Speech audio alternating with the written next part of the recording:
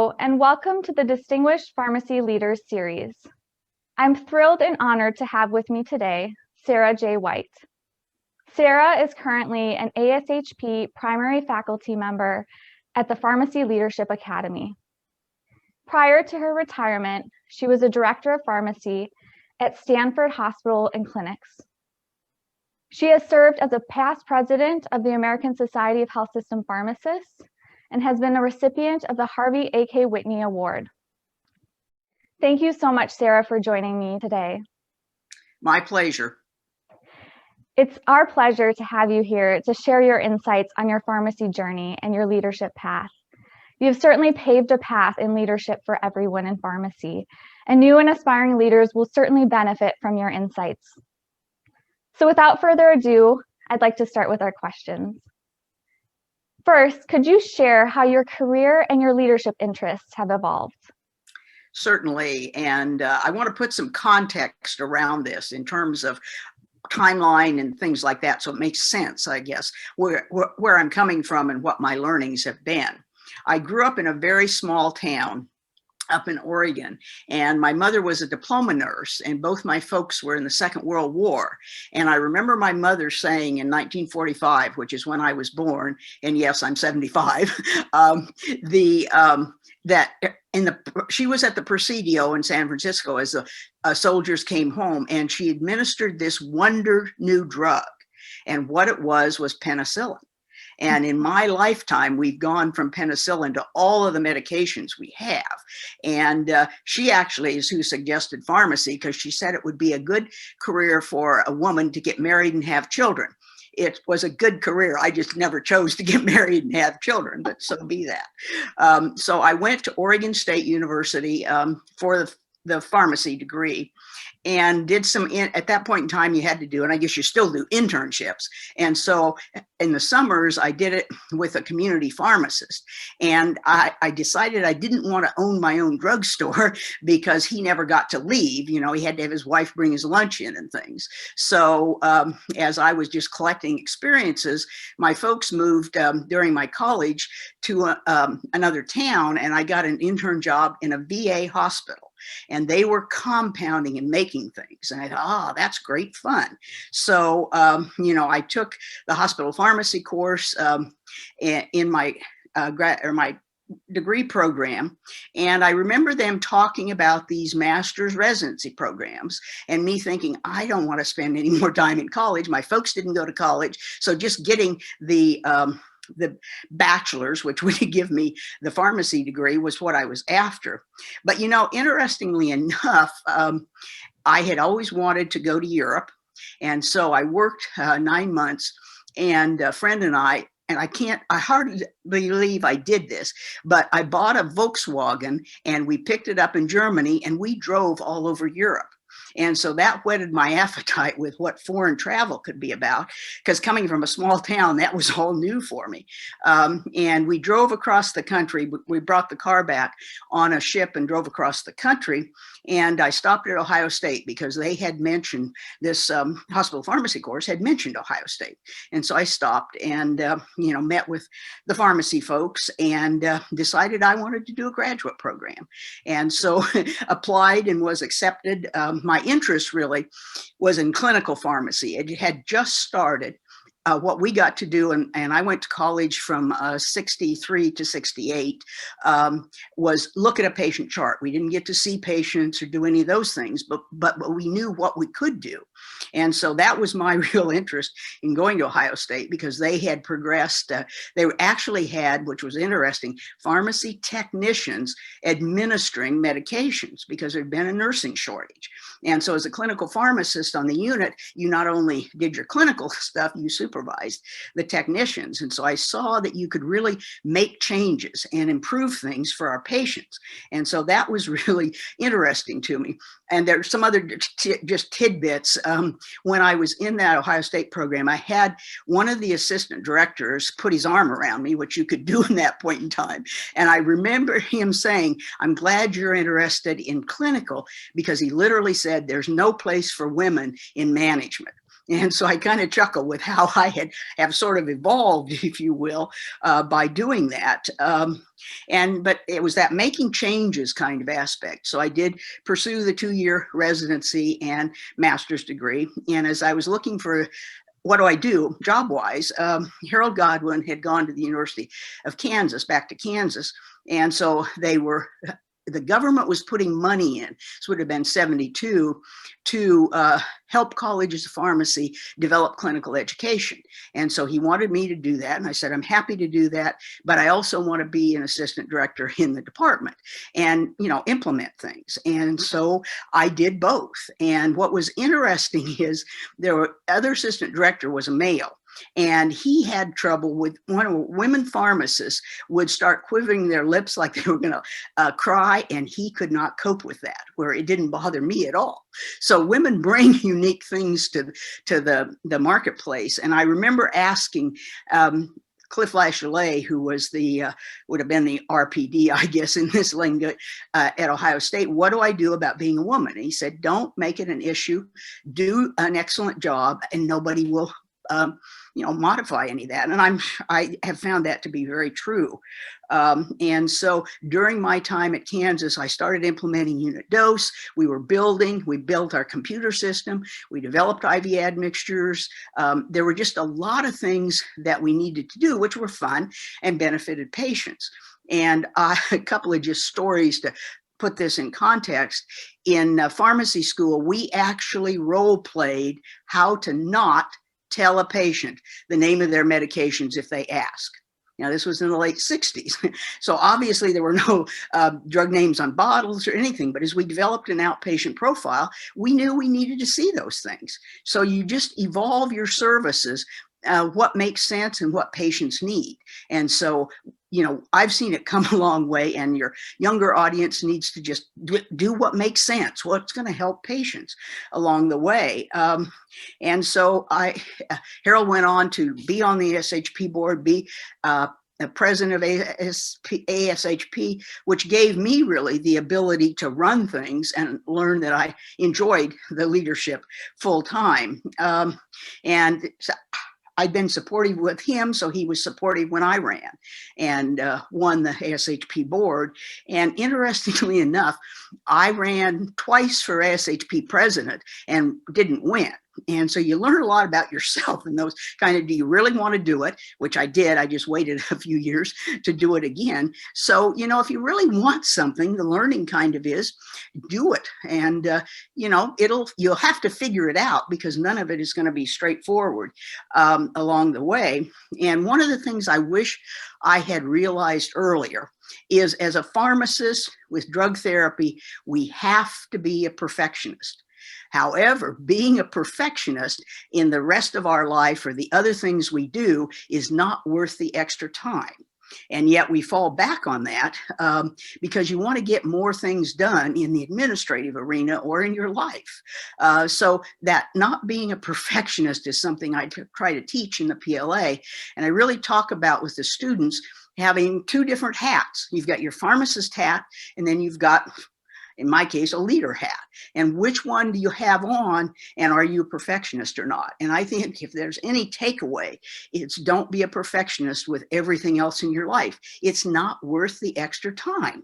And you want to get more things done, have more experiences. So it's kind of something we need to be conscious of. And it sounds so simple, but I still find myself doing more time for slides than I really need to. So it's always a learning kind of situation. And I did look around. You mentioned that I was the director of pharmacy at Stanford. And, I've really only worked two places, the, KU Academic Center and then Stanford. And what was interesting to me as I came to Stanford in 1992 is they had excellent clinical services, decentralized satellites, but their operations were not streamlined. The IV admixture program was not developed. Unit dose cart fill was done decentralized, which is not a problem, except if you have to cut personnel, which we did.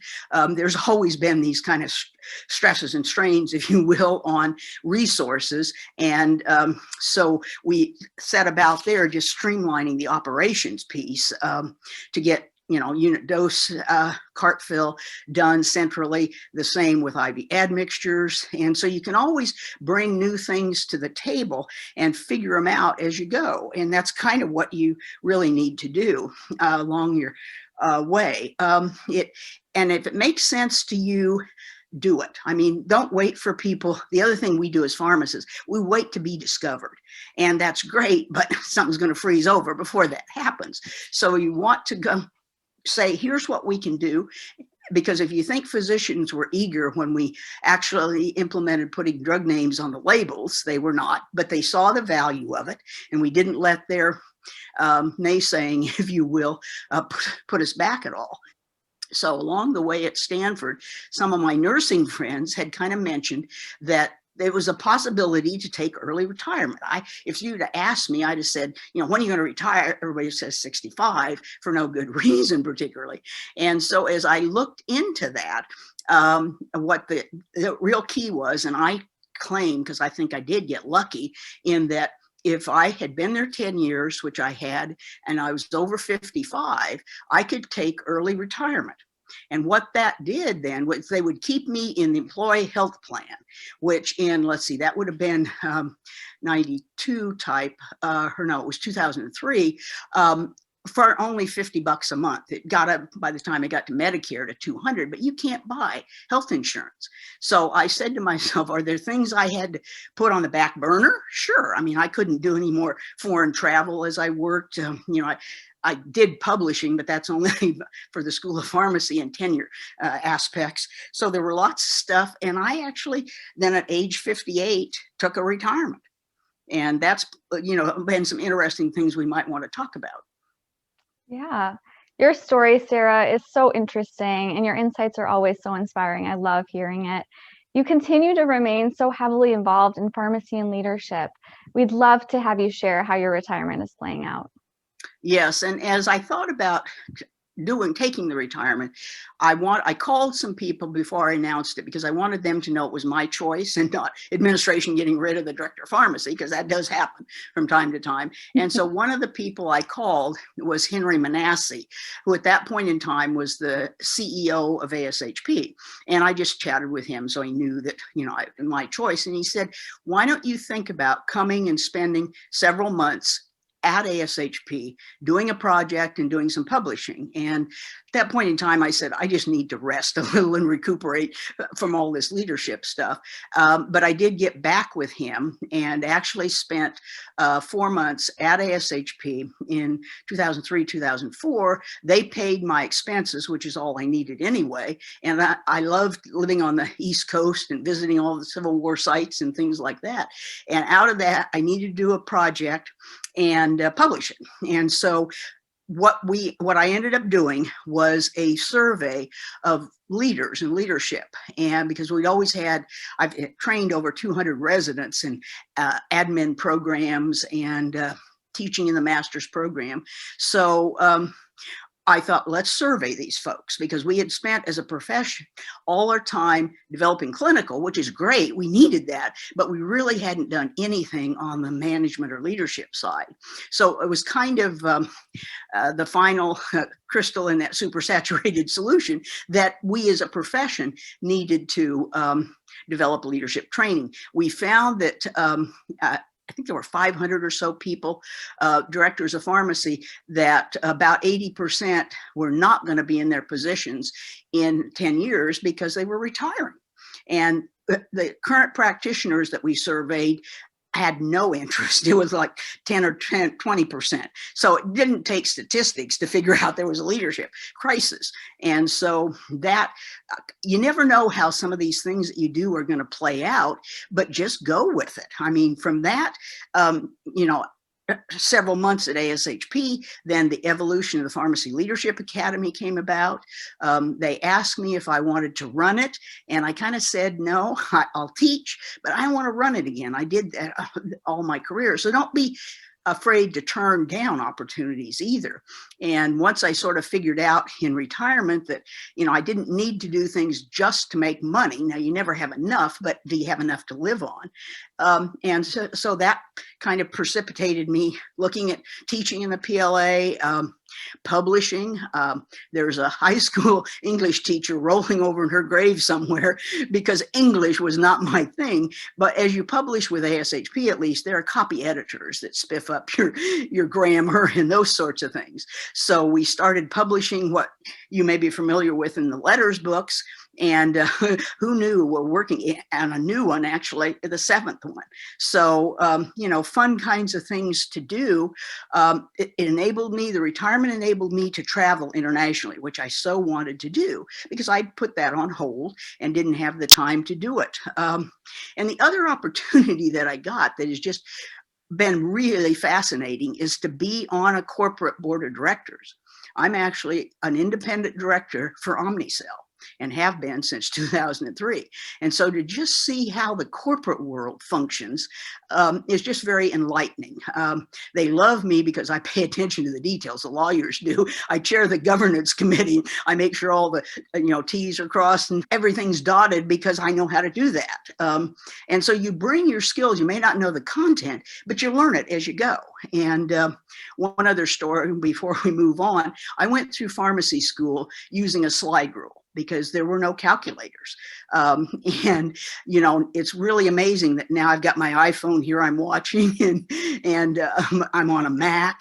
And so you learn what you need to, and it's much more fun learning than it was in college because you're going to need this and use the information. So, lots of fun kind of stuff that I'm doing. And, that's kind of, we also have developed the Visiting Leader Program, which is how I met you, that the foundation, ASHP Foundation sponsors, where you can bring in, and I think you were at Beaumont at that point in time, and bring in a leader, and we do some talks and we meet with people, and it's fun for us, and I think it's fun for the various people. And certainly the PLA, the Pharmacy Leadership Academy, we've trained close to 900 pharmacy leaders. And they have an option, if they want to go on for a master's degree online, and they get some credit for having done the PLA. And I think we've got 200 to 300 of those 900 that have actually gone on to get a master's degree. And I think most of them probably would not have.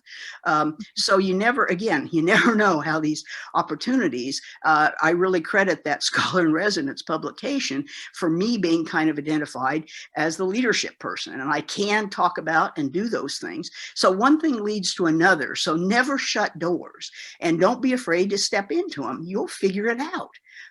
And so it's been fun. It continues to be fun. Let me put it that way. It's always fun for us on the other end too, to see all the amazing accomplishments and contributions that you've given to pharmacy, to leadership, to growing leaders within the profession. It's been just amazing to see, Sara, your continued involvement. And in addition to that, you have been such an influential leader and advocate for women in leadership. I'd love to hear what gaps you're continuing to see in this arena, and what can be done in pharmacy to bridge these and other gaps. Great question. And I have been happy along the way because obviously I was a minority, and I think I got opportunities early on to do things because I was a woman. But I was happy that I think we have nationally over 50% of practicing pharmacists are now women. So ASHP several years ago said we need to look at this and put together a task force and asked me to chair it, which I was happy to do. And as we got to talking about this, the gaps kind of thing is really that many more women are involved professionally, but they also have families. And so balancing the mommy guilt is still there. And I think we need to continue to tell people it's okay. It goes back to, you do not have to be a perfectionist in those aspects of your life. You make enough money as a pharmacist to consider at least hiring somebody to clean the toilet, or hiring, other things, other than when we're in a pandemic. But, so it's a matter of kind of helping women. We started doing networking sessions that have been very successful, where people can just share what their questions are. The other aspect, and other than the guilt, which you just need to deal with yourself on kind of, but it's easier said than done, is that self-confidence. And women will not tend to not think they're ready for a new position. A guy never thinks that. He just puts his name in. And so we need to encourage each other to, seek new opportunities. And you'll, again, the key is you will figure it out because you can and you want to. And it doesn't have to be the same sort of way we've always done it. And I know many departments have kind of gone to diffusing out the leadership, if you will. So some clinical people can continue to practice if they want to.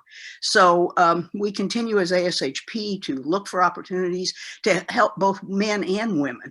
And when I do the networking sessions, I have as many men show up because it's a joint venture. And the career in life is, and it needs to be looked at that way. And the couple needs to make trade-off decisions and not try to do it all. You've got, 30 or 40 years to work. I know something younger people don't think about, but you do. And so you can spread things out.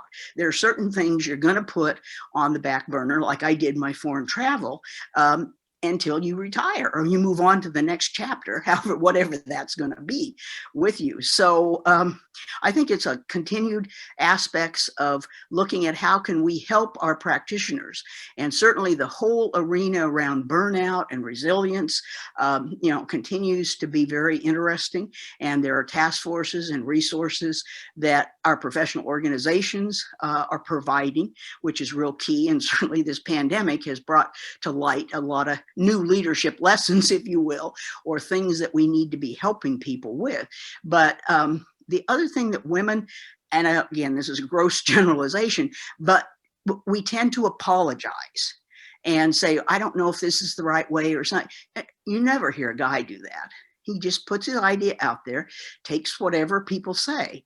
And so we need to consciously, as women, ask ourselves, do we need to apologize or try to give ourselves credit? And I don't know where that comes from, but it's still pretty common, even in young people. And so that getting rid of the perfectionist approach, so you don't really have anything, you'll figure it out, you'll learn it as you go, and you'll make those kinds of decisions.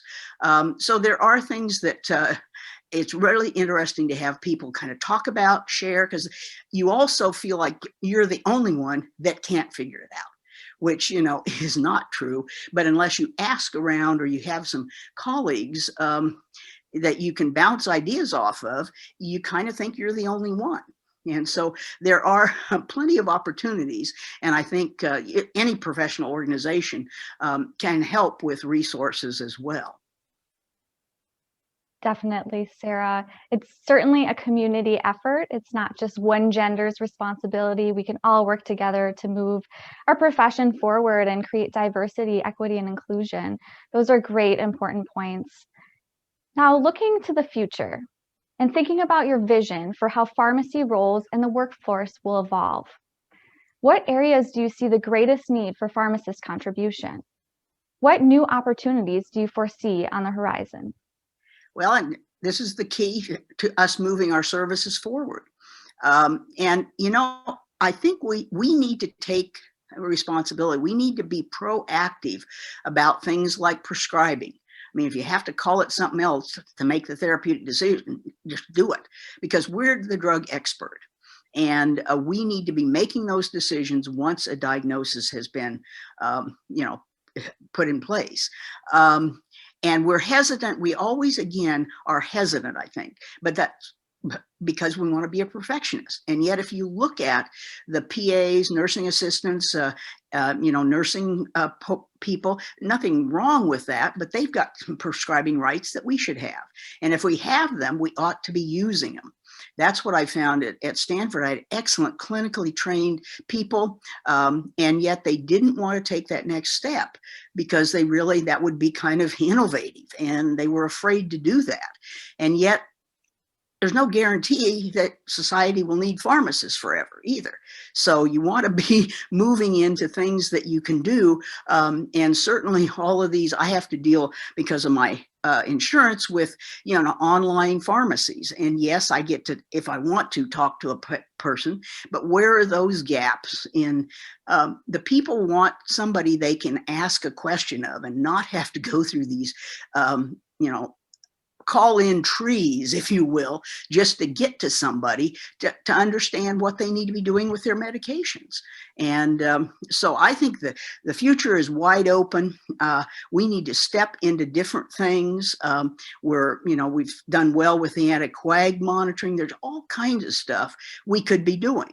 And you just need to set out and have confidence and learn as you go. And mistakes in that area are not going to harm a patient. Where we can't, that's that perfectionist. We can't have everything perfect before we start in how we organize and modify our practice, I guess, would be a way to do it. And you also want to develop those people that you work with or around you, provide them opportunities, whether it's paying their tuition to the Pharmacy Leadership Academy or sending them to meetings, helping them maximize their potential. And that doesn't diminish you as a leader at all. It just means there's many more people that have those functions and can do it.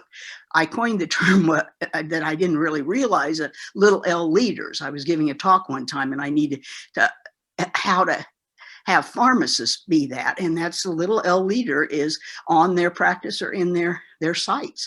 And everybody needs to do that. We're all, as registered pharmacists, already a manager, because the definition of management is doing the right things correctly.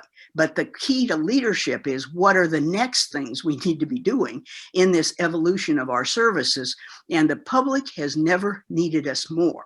And so that having that ability to talk to somebody, not just a bunch of paper that's handed out, and the person expected to figure out all that stuff. So I think it's the human contact. It's, doing new things. And I'm sure there are apps that help you, take your medications, but those are things that people would buy and would need. So we've got to have the confidence that our drug expertise, where does it need to be provided and how does that service need to function, and just do it. You'll figure it out. Of course. Thank you for sharing your thoughts on the direction and your vision for pharmacy practice. Now, you've been such an amazing leader, Sara, and a great mentor for various people within the profession. I'd love to hear the role of mentors of yourself in your professional career. How do you recommend for individuals to identify and establish fulfilling mentor-mentee relationships at any stage in their career? Well, and this is a real key that my research has found we don't utilize well enough. And certainly I've had a number of folks that you can ask questions of, you can rely on. They were primarily men because that was all that was, available, but that's okay. Their advice was there. So I think the keys to having a mentor-mentee relationship is, who do you feel comfortable with? And you want somebody who is doing or has done what you're interested in. So you may have a professional mentor. You may have somebody who's integrating life and career. You may have, if you want to do some research and publishing, somebody that can help with that, or in your case, doing, video podcast type, and just approach people. And it doesn't need to, pharmacists always want to make it a formal, we need a contract, we need this and that. It's just contact, and they need to know what's on your mind. And people are willing to help you because people have helped them. So don't make it any more complicated, but you're going to need to seek it out and say, can I ask you some questions? What makes it work is really agreeing among yourself and the person that things will remain confidential, so that I don't have to be politically correct if I'm the mentor, and you don't have to worry about it getting in the rumor mill, anything they tell you.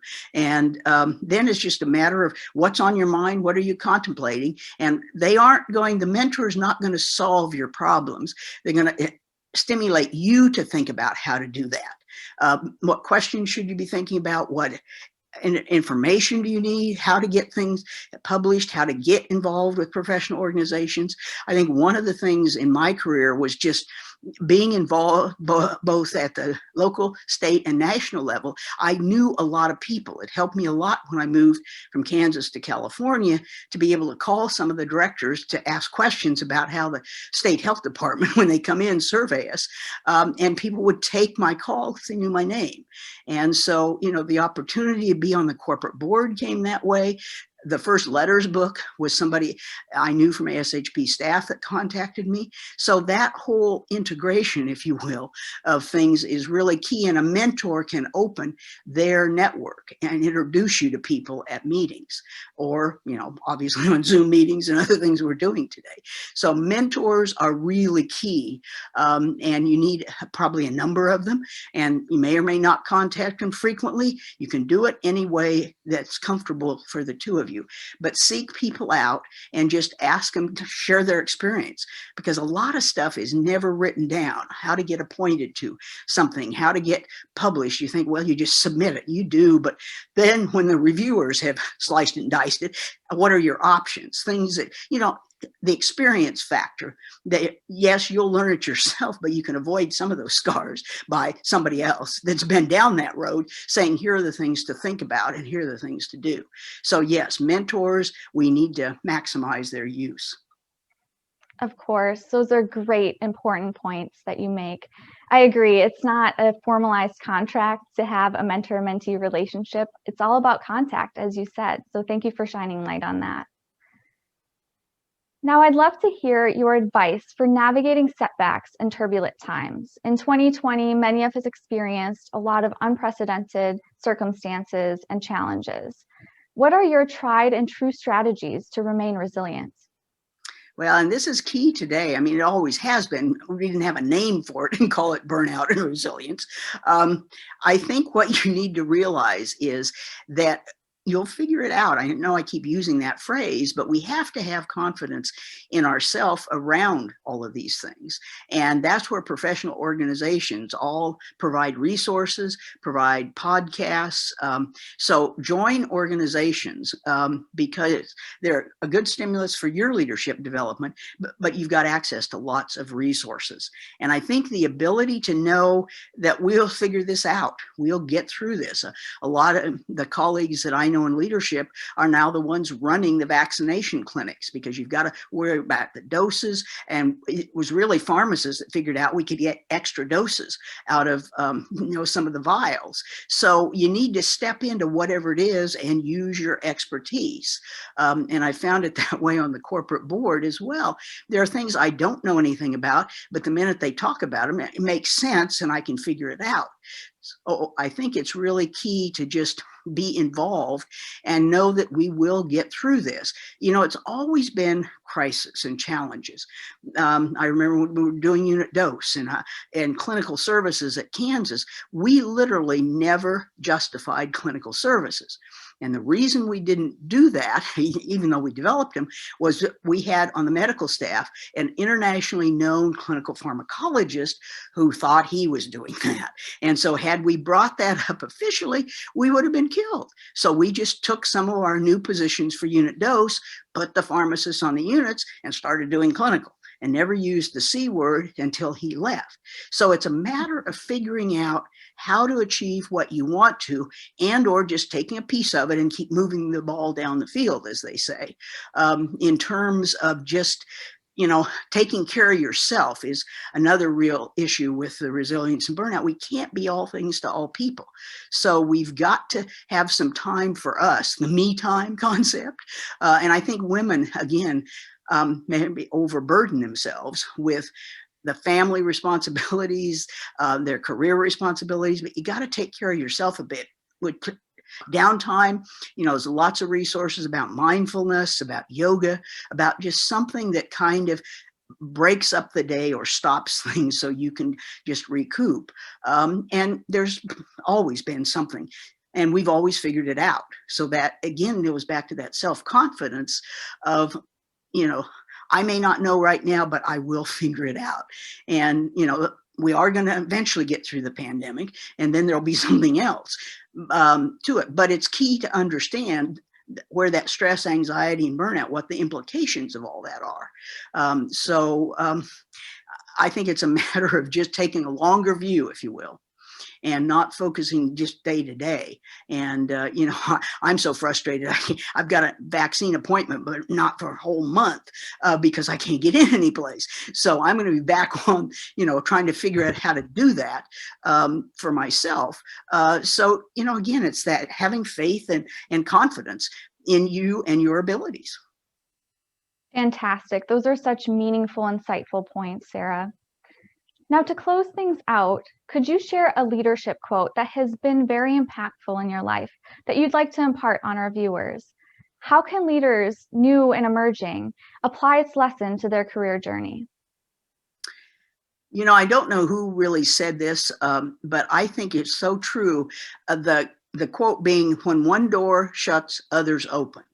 And I think walking through some of those doors, whether you know what you're doing or not, opens up huge possibilities. I would never be in the position I'm in now with leadership bit if it wasn't for that scholar in residence. So you can look backwards with all that. So I think it's a matter of close a door and open more and just figure it out as you go. Very good. Sara, I so appreciate you taking the opportunity to share your experiences, your story, and your invaluable knowledge in pharmacy leadership. You've been such a positive role model for myself, as well as many thousands of pharmacists and emerging pharmacy leaders. Your passion is so energizing, and I always love talking to you. I look forward to your content, whether it's articles, books, podcasts, and I, along with many others, enjoy learning from what you have to share. Thank you again for spending the time with me and sharing your story with our audience. Have a nice day. Thank you.